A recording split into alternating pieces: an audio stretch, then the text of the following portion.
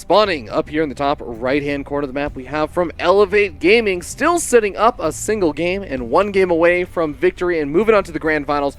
Give it up for Elevate Gaming's MaSa. And spawning up in the top left position of Laralac Crest, it is the player from On Fire, the Protoss player, Neeb. Looking so good in that last game. Absolutely. And I have to kind of wonder, you know, MaSa obviously not afraid to take risks, and we are seeing for the first time out of MaSa a gas geyser coming out. Yeah, maybe figuring, you know what, I gotta settle down, I gotta get back to my basics and just play a standard macro game. Maybe gonna be looking to go for that Reaper Scout, look to get a bit of damage done there, but mostly just go back to his comfort zone. We do see, though, Neeb is going for that Gate Gas Nexus that's been so common. I wonder how the close positions will affect this game. We could see MaSa potentially go for some kind of tank-evac push. Yeah, I definitely just play stylistically. I kind of like this spawn positions a little bit better for MaSa. If you think again, the thing that Neeb is going to want to do is make sure that there is not an easy retreat path for MaSa if he tries to move in with one of those war prisms or something. And of course, this map can be a little bit frustrating for Protoss players to deal with. Big medevac drop just zooming past above your 3rd expansion into your main base, and then as soon as your army gets over there, they drop over to the 3rd expansion. It's just so close by. Then they move to the natural expansion with another force pushing in. It's just so difficult to actually deal with that. And even when Neeb grabs the most natural 4th expansion, it can actually be a little bit frustrating to deal with because you just feel so spread out. Yeah, you really do. And against a player like MaSa, that's going to just leave you in an uncomfortable state. MaSa seeing where Neeb is and seeing that Nexus, pretty standard, but it's nice. Oh, wow. Actually, a big grenade shot on those probes. Yeah, Maybe I'm surprised at how many probes he's pulling right now. You know, he did cut that mothership core for quite a bit, but still pulling so many probes. The Adept is going to pop out, though, and it should be able to chase off this Reaper for a good bit. Reaper, maybe yeah, be able to get the kill. Low. Oh, MaSa. Oh, that grenade a little bit misplaced. Yeah, just also a little bit mistimed. So close to actually getting it, but yes, not quite. Yeah. We do see the Stargate coming down from Neeb. Very fast Stargate, by the way. He cut, again, his mothership core to get out the Stargate. This is actually, funnily enough, something that we ended up seeing Desro do, at least something similar. It wasn't a Stargate, but it was a Twilight Council. But that same idea of cut the mothership core, try and get out this as fast as possible, and you take a big risk that your opponent's not going to be hyper-aggressive. This game definitely working out a little bit for Neeb. Yeah, we do see that Adept kind of being a bit of a hero right here. Already killed 2 Marines. Nearly killing an SCV. Could go, actually, might be getting up to 4 Marine kills and an SCV maybe. Oh, might be able to get another Marine kill. Wow, really effective Adept. And actually, if it tries to even go, Widowmine gonna get an Adept kill, and the other Adept does go down. Oh. So, at the end of the day, nice defense from MaSa, but still losing a bit more than you usually see. Yeah, and with that Oracle coming out, reducing that Marine count, and even putting that Widowmine on cooldown is going to feel nice for MaSa. But by killing those Adepts, he can replace that Widowmine. Maybe if he has an idea that it's going to be an Oracle, hide it behind one of those refineries. There is a Raven on the way right now for MaSa. That is extremely unordinary. And Cloak. Wow, that is very surprising. Ravens don't cloak, Steadfast. They do not cloak. Oh, but we see the Oracle actually going to go down to that Widowmine. And it's actually not going to, importantly also, one of the reasons why you like going for the Oracles as a Protoss player is you get to maneuver around your opponent's main base and just see everything that they're up to, and not seeing something as strange as, first of all, the Raven, but second of all, potentially what I think is going to be a Banshee follow-up. Yeah. Yeah, I think this is probably going to be a very aggressive tank Banshee push. And with that second barracks coming down, it's going to make it very likely. We do see the Oracle being rebuilt by Neeb and going for that 3rd Nexus. Going to make holding this off a lot more difficult. This is like a 2-1-1. It is. That's a really good way of putting it.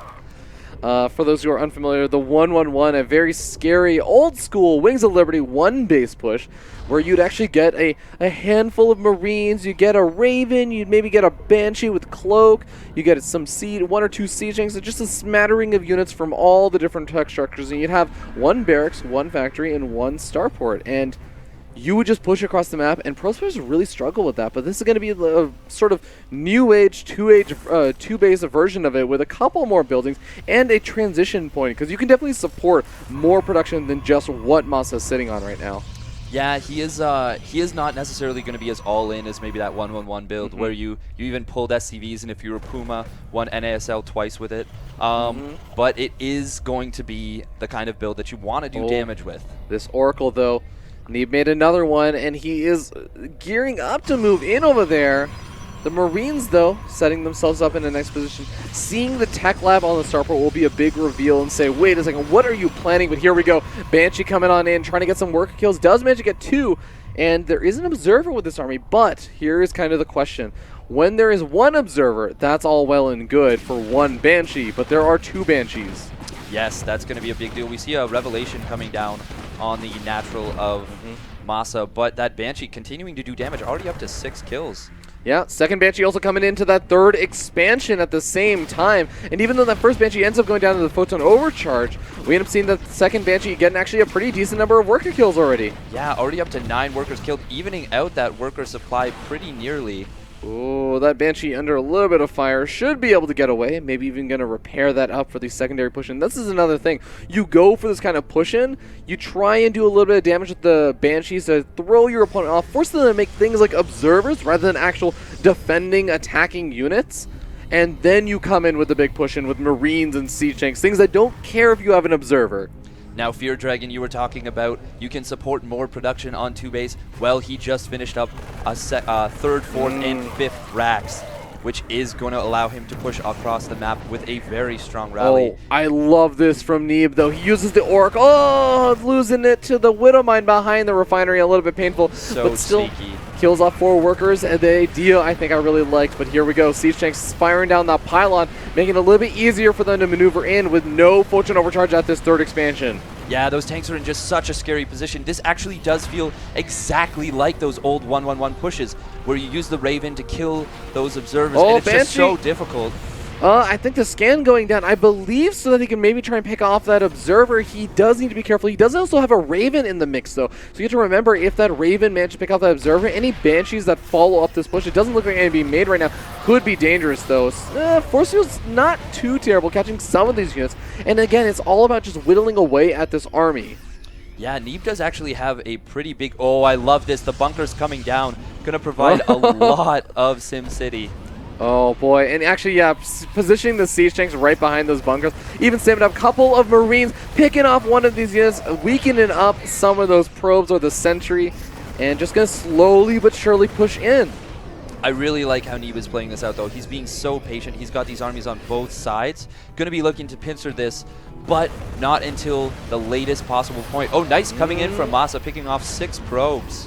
Yeah, MaSa is just, again, playing this so patiently. As you were saying, I mean, Neeb is doing the same thing, but I also really like how patient MaSa is being, where he's saying, I don't actually need to immediately just dart on into your third. I don't need to allow my Siege Tanks to be caught out of position, unsieged. I can actually just let them sit there, but here we go. The army comes in from all 3 sides for Neeb. Is it going to be enough? Some of the Siege Tanks already getting focus fire down. The Adepts on the left doing absolutely nothing to those bunkers, though. Yeah, those bunkers playing such a huge factor. Meanwhile, on the bottom side of the map, we see MaSa winning that fight convincingly. GG! Neeb MaSa taps out, and MaSa takes the series 3-1, moving on to the grand finals. MaSa is a master of mind games. He is look at that smirk, look at that smile. He is so ready to move on to those grand finals, because you know what, that was actually such a great MaSa-esque series where he plays a little bit standard, and then he just throws out the crazy. He throws out a little bit of ridiculousness, and I would actually say a little bit more crazy than you usually see out of MaSa. Usually it's those subtle things that he'll do, but this one was just a little bit crazy with the ghost rushes. You have the, I guess we can call it the 5-1-1 because there were 5 barracks. Yeah, 5 barracks, 1 starport, one factory. I really liked those bunkers on the left side. Yes. Blocking that ramp. He recognized that Neeb, a really good player in his own right, is going to be looking to hit from multiple angles, and he just shut down that whole left flank. Neeb was kind of starting to win the fight on the top. The bottom fight went really poorly for him, but that fight on the left side was absolutely ineffective from Neeb. It did nothing. It really didn't. If those bunkers aren't there, I think maybe, just maybe, he can potentially break through and crush that push. I would absolutely agree with that. MaSa with some really, really good positioning, some really good strategic mastery over his opponent, was able to push on in. And even those Banshees, I've got to say, man, they did some pretty good damage. 10 workers killed for those 2 Banshees, forcing out the multiple observers and everything, trying to get out actually just a big reaction out of Neeb. And even though Neeb did try his best to play it out, it's such a weird thing to do that it's hard to actually react to it appropriately because you don't know what the appropriate reaction is. And we did see, we saw Neeb having to rebuild those probes as well. But look, we're going to be going back into the games previously, and here we see those cloaked ghosts starting their reign of terror. Yeah, something I know Thermal's had some big success with over on some of the WCS series that he's actually played. But yeah, those ghosts really did a lot of damage. And even though, there were so many oracles out, and this is actually that moment I want to highlight over here, where the scans actually start to come down pretty soon. It's just in a little bit as that big engagement happens over here. Most of the oracles all go down, and it's that just singular observer that's left over that becomes so important that somehow MaSa managed to snipe off. Yes, it was really crucial targeting down those oracles, because while those oracles were alive, MaSa cannot really... He doesn't have free reign with the ghosts. It's in fact Neeb who can reveal those ghosts and kind of feel comfortable, but killing those, such a big deal. Here, this was just such a sick cancel from MaSa. Yeah, and even shutting down a bit of that vision, MaSa did end up pushing on in, and even though this game ended up going a little bit later on, we ended up seeing just an absurd amount of damage being done over here. Yeah, credit to Neeb for not just staying in this game, but really very nearly equalizing it and staying on equal footing for a long time. But MaSa, we can see here doing a lot of damage in the natural expansion of Neeb, putting himself in a nice position. Yeah, that was that big 4 medevac drop. We end up seeing some pretty cool disruptor control again, also out of Neeb, really showcasing a bit of that micro, but when it came down to it, we ended up seeing a lot of Neeb's army starting to push across the map. But those Widowmine shots, those Widowmine shots ended up being so critical a little bit later on when they started hitting the Adepts. Yeah, right in that fight, we see MaSa scanning and killing the Observer before the Widowmines could get targeted down. Here we saw Neeb kind of trapped in the back, but able to still take a relatively cost-efficient trade. But at this point, he was pretty much all in. Needed to be more than cost-efficient. He needed to be killing workers, but he just wasn't able to do that. Nice Widowmine drop, killing 6 probes over there. Yeah. 8, I suppose, actually. Yeah, and you can just see as the game goes on, the supply differential just becomes bigger and bigger. Every time we flash to our next clip, it's just a larger and larger supply differential. And of course, MaSa did end up taking that game, but there was, of course, that one game that Neeb did take versus MaSa that maybe gives him hope if he ends up facing him again in the grand finals. Yeah, we saw that that kind of weird situation where Neeb stayed on...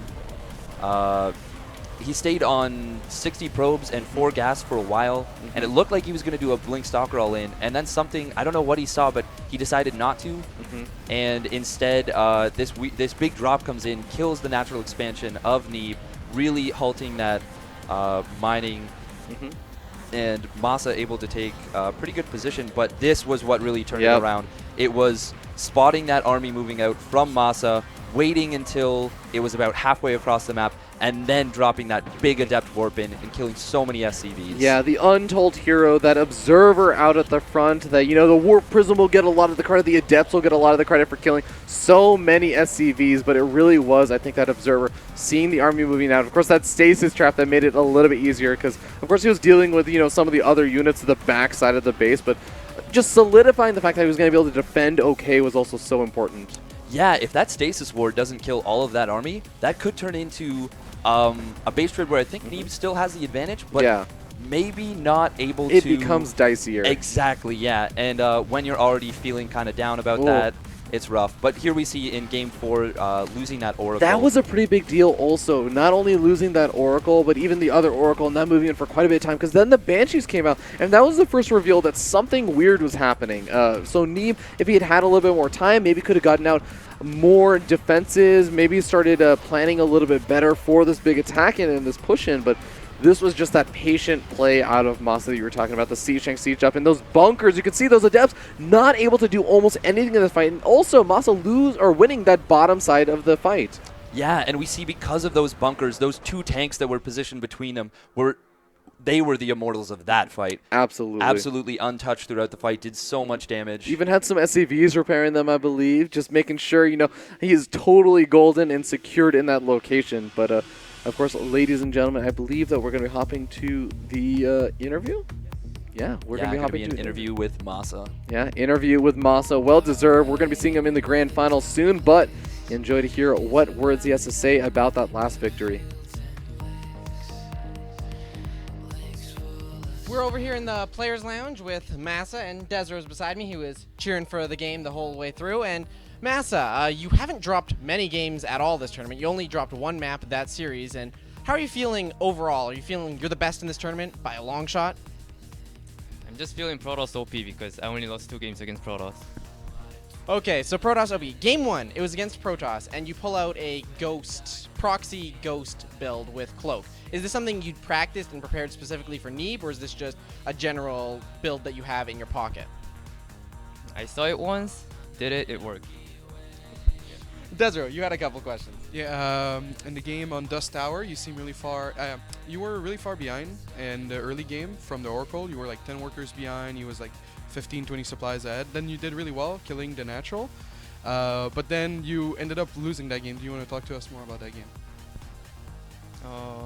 I tend to throw a lot if I know that I'm ahead. And that's what happened. I killed the Nexus, and I was 2-2 was coming off, 4th base coming off, and Liberators were started making. So I just needed to sit back and just chill. But yeah, I was ahead, so I thought I could just A-move in through.